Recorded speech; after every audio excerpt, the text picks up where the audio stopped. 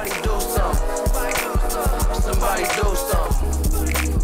Somebody do something. Somebody do something. Yeah, yeah, yeah. Somebody move something. Yeah, yeah. Somebody move something. Yeah, yeah. Somebody move something. Yeah, yeah, yeah. Somebody move something. We got Mac Miller in the building. What's happening? What's up, man? Well, we actually ain't in the building. We're actually in a park. We are in a park. Yeah. It's my favorite place to be. I like parks. Yeah. Good oxygen here. Well, if you don't like a park, there's definitely a problem in your life, huh? Yeah. Or you just, don't like parks. Yeah. There's a free-flowing oxygen, good grass, some plants. Aha. It's all you need, man. So you're back in the UK. You've been here for a few times. You know what I mean? It's not like this is your first occasion. How's it treating you this time round, man? It's good. I've been binging on Breaking Bad, so I haven't really got much sleep, nor have I really left the hotel. And I thought I would leave the hotel more this time because I'm like here for a week. I went to Harris today for like 5 minutes and like sat down and thought I was gonna go shopping, but then like looked in the Balmain section and was like, this shit is stupid.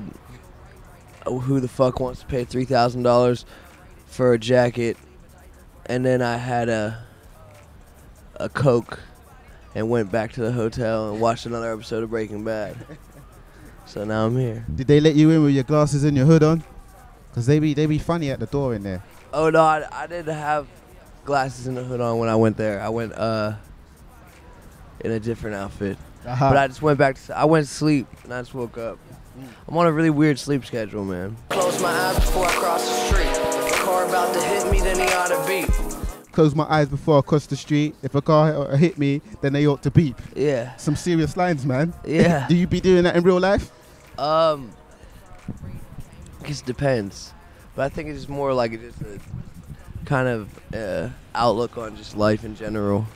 Less literal, like actual. I mean, you could try it. I don't know how it'll work for you. It's concept, I guess. So how's Mac Miller's passion at the moment? Because, Blue Slide Park came out 2011. You've had your second album, came out this year. And I think a lot of people, they saw the impact you made with the first album, and you definitely done well as an independent artist, and they expected you to maybe take it to a bigger level with the second album. But it didn't kind of go where people expected. Did you feel that? Oh, yeah. I wasn't really concentrated on that type of movement, I think it was more about broadening the horizon for myself and just kind of making an album that was just an album and less of a collection of songs. And there's different concept. Blue Slide Park was an album about a playground, which the concept I delivered on it. It sounds like a playground. And then this album is a little bit more cerebral. It's a little more abstract, and represents what I was going through at that moment. But it was a win, It like sales-wise, it didn't climb, but it didn't fall either. I mean, it still hit over 100, which is a win for me. As an independent artist, being able to come out and sell 100,000 first week that's great. But yeah. Are you comfortable with just keeping it independent right now? Or are you really striving for that commercial major deal? I don't think it's necessary. I mean, I love being independent. I love the creative freedom. And I love kind of the ability to just do whatever I want to do. But it's less about the specifics, and I think more about the agenda. I think at the end of the day, I want to be,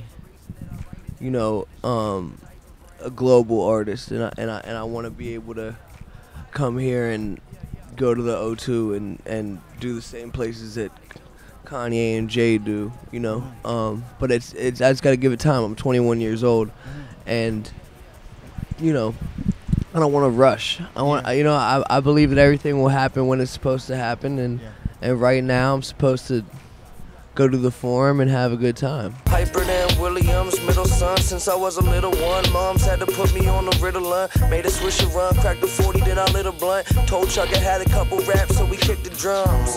All the best rappers are usually dead, but I'm the poison that left a widow Juliet. You had an interesting line on there. All the best rappers are usually dead. Yeah. It's true. What's that really saying, man? Well, I think it's just kind of this idea that you know, like, can't really be at a legendary status until you're dead. You know You're what I'm nobody saying? till somebody kills you. Right, exactly. You know, that's kind of the idea there. So yeah, I mean, I think it was that just, you know, me sitting there thinking like, I'm not gonna be anything until after I'm gone, and then they look back and then they see, oh, this, you know, you look at things differently. It's like if I said all the best rappers are usually dead, you know, when I die, that line will be way more awesome. Walk the gangsters back to bucket hat, I really stack. I'm getting money, rub my tummy, that's my ball I sack. Now, you and Schoolboy Q are definitely like a newer crop of MCs that have been coming through, Yeah. like the similar generation. And, you know, from an outsider's perspective, people that don't understand, when they see your banter and some of your interviews, they might actually think that you guys are really beefing. Yeah. But describe the relationship that you two have, man. Well, that's my little homie. You know, he came up under me. I've been popping for a while. He just started getting his feet wet in the industry. You know, he just had his first little single. But nah, man, that's my homie. And it's just cool. You know, his Oxymoron is so good. It's an incredible album. He played me the whole thing the other day. And it's a great album. Like, incredible. But yeah, no, I mean we go at it, and people think it's serious, but that's just more a test to the difference between reality and, you know, what This people music see. thing. Aha. You know, it's kind of like, you know, if I tweet at him and I say, "Hey, you're a bitch," all these people really are like, "Oh man, like they're mad at each other or something happened. What's going on, guys?" And it is just kind of like, you know, it's interesting how that works. Just like in this last video I put out, it's like you can't get away from a bunch of 14-year-old kids, you know, thinking everything's about the Illuminati. You know, it's like everything now. It's like you like say something like my whole album cover supposedly is about the Illuminati. I don't know. I didn't know that, but I guess it is. Now, we're hearing about this joint project that you got with Pharrell called Pink Slime. Is there any truth to that, and what can you tell us about it? Me and P, you know, we're working on Pink Slime for a while. He had an incredible year, and I was doing my thing, so we kind of stopped work on it. You know, I talked to him a couple weeks ago, and we were talking about, you know, because we had some other ideas for projects too, and we were talking about if we want to do Pink Slime still, or we want to do something else. But the people want Pink Slime so much that I think we got to give it to them. But it's all about timing. You know, I've been doing a lot of studying about people's timing and how they build up their projects and stuff like that.